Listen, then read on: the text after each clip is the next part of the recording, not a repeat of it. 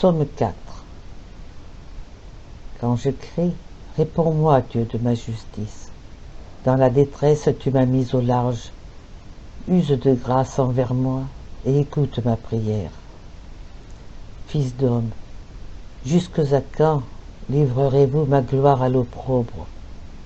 Jusques à quand aimerez-vous la vanité et chercherez-vous le mensonge? Mais sachez que l'Éternel s'est choisi l'homme pieux. L'Éternel écoutera quand je crierai vers lui. Agitez-vous et ne péchez pas. Méditez dans vos cœurs sur votre couche et soyez tranquilles. Offrez des sacrifices de justice et confiez-vous en l'Éternel. Beaucoup disent, qui nous fera voir du bien? Lève sur nous la lumière de ta face, ô Éternel. Tu as mis de la joie dans mon cœur, plus qu'au temps où leurs froment et leurs moutes ont été abondants. Je me coucherai, et aussi je dormirai en paix, car toi seul, ô Éternel, tu me fais habiter en sécurité. Discours de saint Augustin.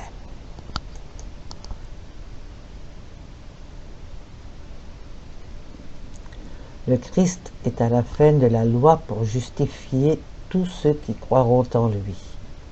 Romains 10, 4. Mais cette fin a le sens de perfectionnement et non de destruction. On peut se demander si tout cantique est un psaume, ou plutôt si tout psaume ne serait pas un cantique, s'il y a des cantiques auxquels ne conviendrait pas le nom de psaume, et des psaumes que l'on ne pourrait appeler cantiques. Mais il est bon de voir dans les Écritures si le titre de cantique n'indiquerait pas la joie, et le nom de psaume indiquerait des chants exécutés sur le psalterion, dont s'est servi David au rapport de l'histoire, pour figurer un grand mystère que nous n'approfondirons pas ici. Cela exige de longues recherches, une longue discussion. Écoutons aujourd'hui la parole de l'homme-Dieu après sa résurrection, ou du disciple de l'Église qui croit et qui espère en lui. Quand je priais, le Dieu de ma justice m'a exaucé. 2. Ma prière, dit-il, a été exaucée par Dieu, auteur de ma justice. Dans les tribulations, vous avez dilaté mon cœur. Vous m'avez fait passer des étreintes de la douleur aux dilatations de la joie, car la tribulation et l'étreinte sont le partage de l'âme chez tout homme qui fait le mal. Romains 2, 9. Mais celui qui dit « Nous nous réjouissons dans les afflictions », sachant que l'affliction produit la patience, jusqu'à ces paroles, parce que l'amour de Dieu est répandu dans nos cœurs par l'Esprit Saint qui nous a été donné. Romains 5, 3 à 5. Celui-là n'endure point les étreintes du cœur, quoique fasse pour lui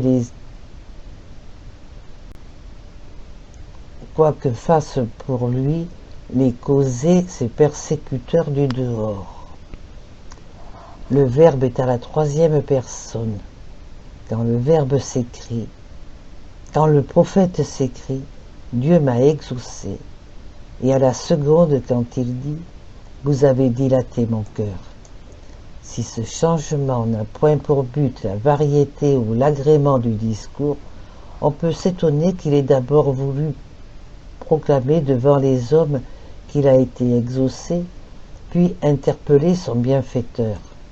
Sans doute, après avoir dit qu'il a été exaucé dans la dilatation de son cœur, il a préféré s'entretenir avec Dieu, afin de nous montrer par là que dans cette dilatation du cœur, Dieu lui-même se répand dans notre âme qui s'entretient avec lui intérieurement. Ceci s'applique très bien aux fidèles qui croient en Jésus-Christ et en reçoivent la lumière. Mais je ne vois point comment nous pourrions l'entendre de notre Seigneur, puisque la divine sagesse, unie à son humanité, ne l'a point abandonné un instant. Toutefois, de même que dans le Père il faisait ressortir notre faiblesse plutôt que la sienne, de même aussi Dans cette dilatation du cœur, notre Seigneur peut parler au nom des fidèles, dont il s'attribue le rôle quand il dit « J'ai eu faim, et vous ne m'avez pas donné à manger. J'ai eu soif, et vous ne m'avez pas donné à boire. » Matthieu 25, 35 et le reste. De même encore, notre Seigneur peut dire « Vous avez dilaté mon cœur » en parlant au nom de quelqu'un de fidèle qui s'entretient avec Dieu, dont il ressent en son âme l'amour répandu par l'Esprit Saint qui a été donné. Ayez pitié de moi, écoutez mes supplications. 2. Pourquoi cette nouvelle prière lorsque déjà il s'est dit exaucé et dilaté? Serait-ce à cause de nous dont il est dit « Si nous espérons ce que nous voyons, nous ne voyons pas encore, nous l'attendons par la patience. » Romains 8, 25. Ou bien demanderait-il à Dieu de perfectionner ce qui est commencé chez celui qui a cru? Enfants des hommes, jusque à quand vos cœurs seront-ils appesantis? 3. Du moins, si vos égarements ont duré jusqu'à l'avènement du Fils de Dieu, pourquoi prolonger au-delà cette torpeur de vos âmes? Quand cesserez-vous de vous tromper, sinon en présence de la vérité? À quoi bon vous épandre des vanités et rechercher le mensonge? Pourquoi demander à des choses sans prix un bonheur que seul peut vous donner la vérité, qui donne à tout le reste la consistance? Car vanité des vanités, tout est vanité. Qu'a de plus l'homme de tout le labeur dans lequel il se consume sous le soleil? Ecclésiaste 1, 2, 4. Pourquoi vous laisser absorber par l'amour des biens périssables? Pourquoi rechercher comme excellents des biens sans valeur? C'est là une vanité, un mensonge, car vous prétendez donner la durée auprès de vous à ce qui doit passer comme une ombre. Et sachez que le Seigneur a glorifié son Saint. 4. Quel Saint sinon celui qui l'a ressuscité d'entre les morts et qui l'a fait asseoir à sa droite dans les cieux? Le prophète excite ici les hommes à se détacher du monde pour s'attacher à Dieu. Si cette liaison, et sachez, paraît étrange, il est facile de remarquer dans les Écritures que cette manière de parler est familière à la langue des prophètes. Vous les voyez souvent commencer ainsi, et le Seigneur lui dit, et la parole du Seigneur se fit entendre à lui. Ézéchiel 1, 3.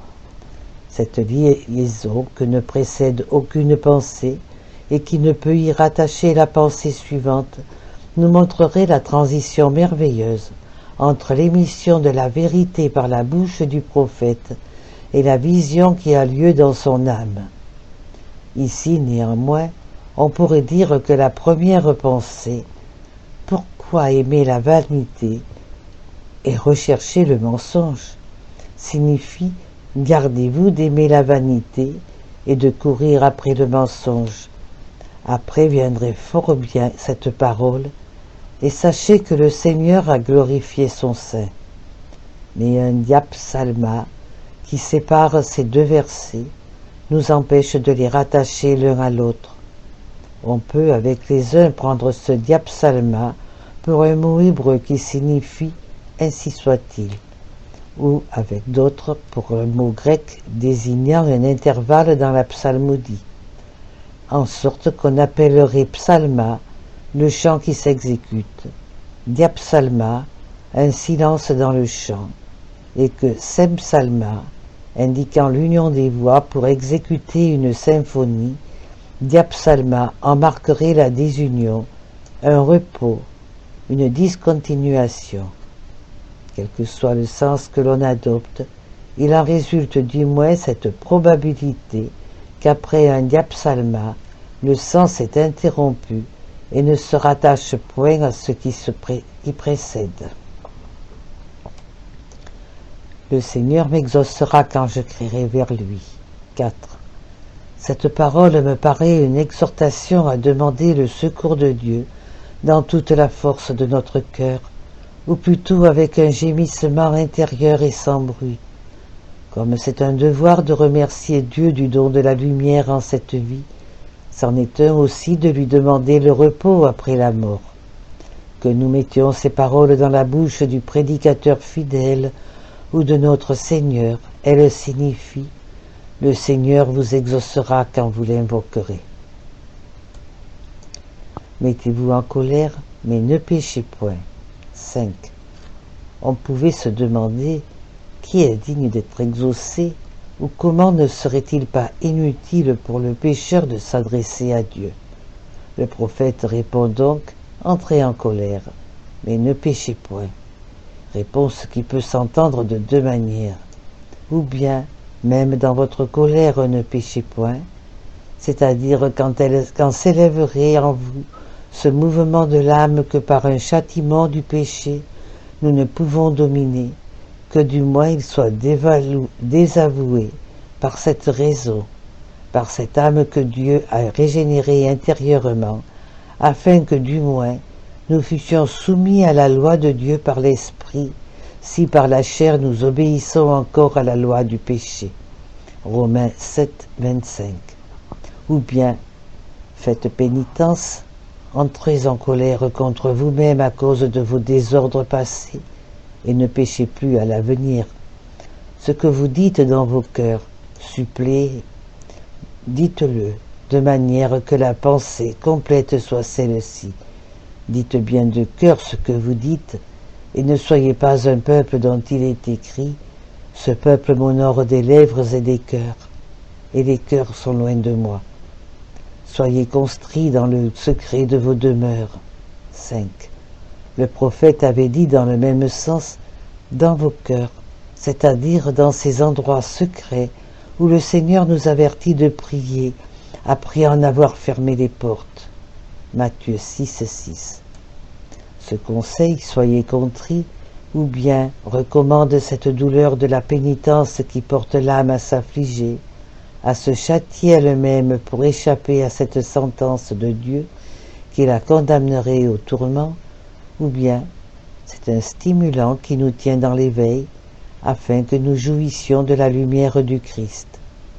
Au lieu de « repentez-vous », d'autres préfèrent « ouvrez-vous » à cause de cette expression du psautier grec « katanudjet » qui rapporte à cette dilatation du cœur nécessaire à la diffusion de la charité par l'Esprit Saint.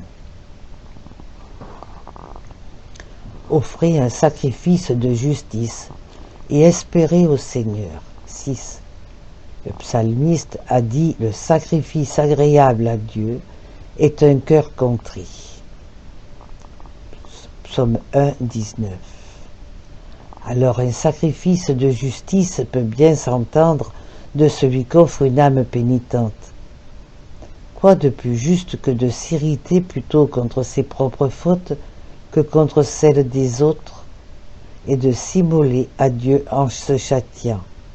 Ou bien par sacrifice de justice faudrait-il sans entendre les bonnes œuvres faites après la pénitence?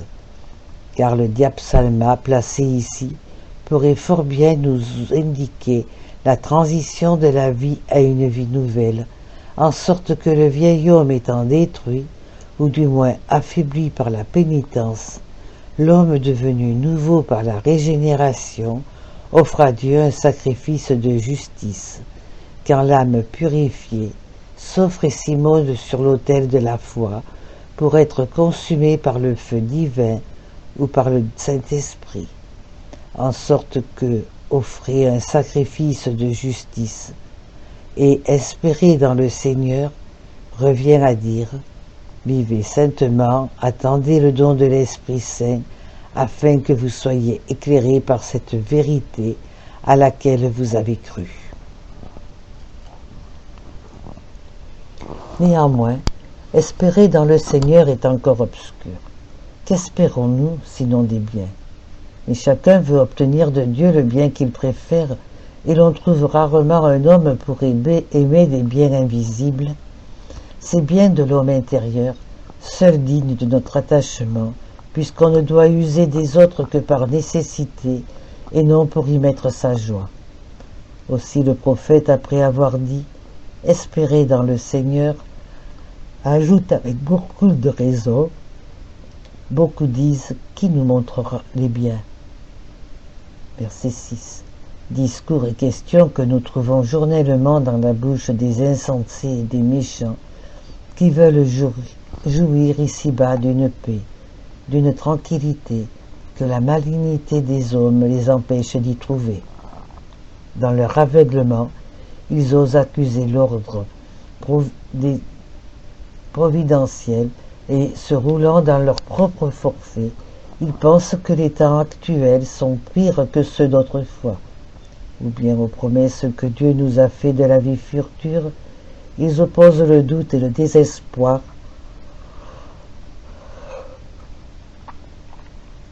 et nous répètent sans cesse « Qui sait si tout cela est vrai ?»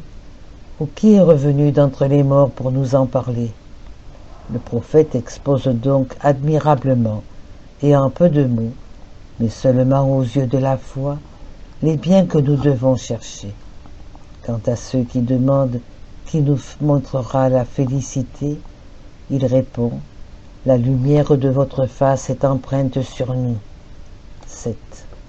Cette lumière qui brille à l'esprit et non aux yeux est tout le bien réel de l'homme. Selon le prophète, nous portons l'empreinte, comme le denier porte l'image du prince. Car l'homme, à sa création, reflétait l'image et la ressemblance de Dieu. Genèse 1, 26.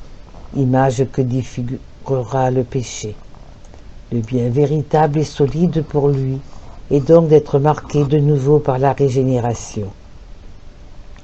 Tel est, je crois, le sens que de sages interprètes ont donné à ce que dit le Sauveur, en voyant la monnaie du César. Rendez à César ce qui est à César, et à Dieu ce qui est à Dieu. Matthieu 22, 21. Comme s'il eût dit, il en est de Dieu comme de César, qui exige que son image soit empreinte sur la monnaie. Si vous rendez cette monnaie au prince, rendez à Dieu votre âme marquée à la lumière de sa face. Vous avez mis la joie dans mon cœur. Ce n'est donc point à l'extérieur que vous doivent chercher la joie, ces hommes lents de cœur, aimant la joie, recherchant le mensonge, mais à l'intérieur, où Dieu a gravé le signe de la lumière. Car l'apôtre l'a dit, le Christ habite chez l'homme. Intérieur. Éphésiens 3, 17. Auquel il appartient de voir cette vérité dont le Sauveur a dit « La vérité, c'est moi ». Jean 14, 6. Il parlait par la bouche de saint Paul qui disait « Voulez-vous éprouver le pouvoir de Jésus-Christ qui parle en moi » 2 Corinthiens 13. Et son langage n'était point extérieur, mais dans l'intimité du cœur, dans ce lieu secret où nous devons prier. Matthieu 6, 6.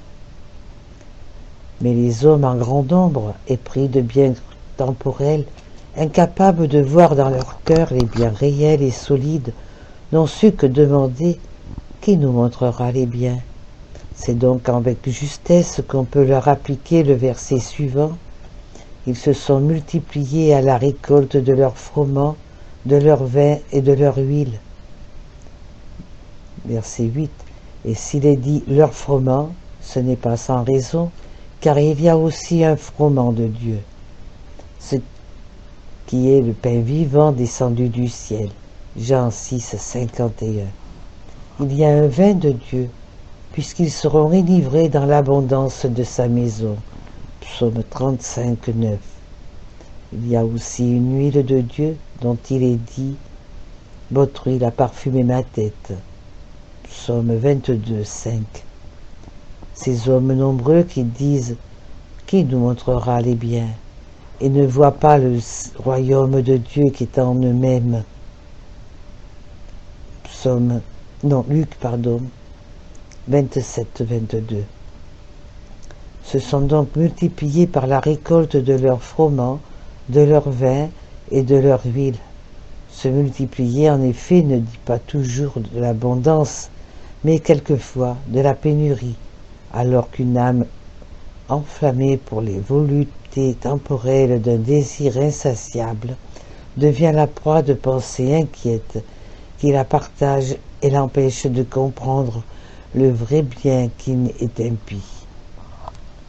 C'est d'une âme en cet état qu'il est dit « Le corps qui se corrompt appesantit l'âme, et cette habitation terrestre accable l'esprit d'une foule de pensées. » Sagesse 9, 15.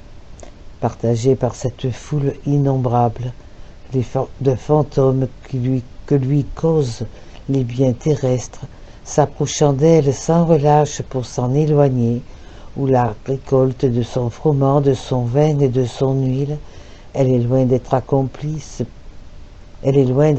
ce précepte, aimer Dieu dans sa bonté et rechercher-le dans la simplicité de l'âme.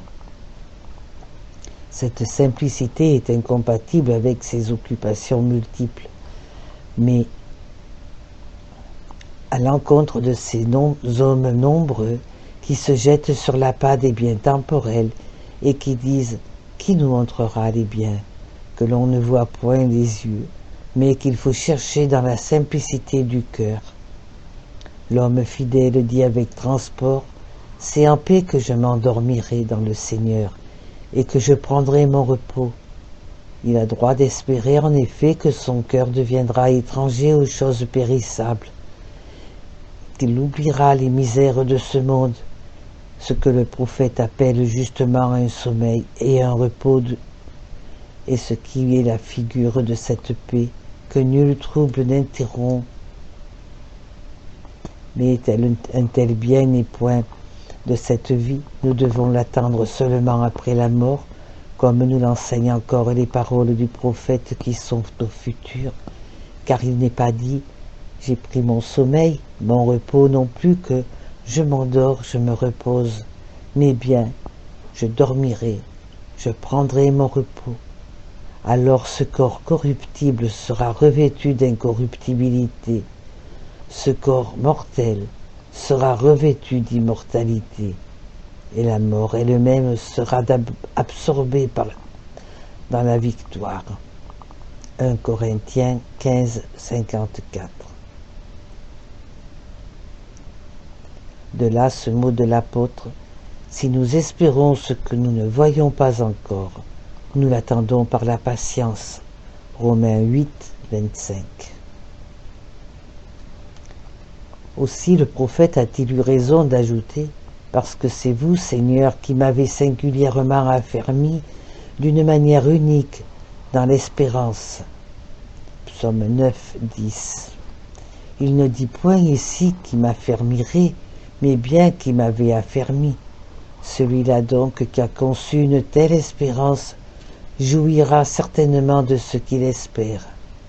L'adverbe singulièrement est plein de sens, car on peut opposer à cette foule qui se multiplie par la récolte de son froment, de son vin et de son huile, et qui s'écrie « Qui nous montrera les biens ?» Cette multitude périra, mais l'unité subsistera à tous les saints, dont il est dit dans les Actes des Apôtres. La multitude de ceux qui croyaient n'avait qu'un cœur et qu'une âme. Acte 9, 32.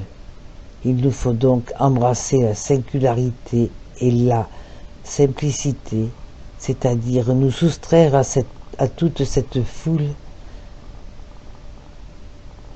sans nombre de choses terrestres qui naissent pour mourir bientôt et nous attacher à ce qui est un et éternel, si nous voulons adhérer au seul Dieu notre Seigneur.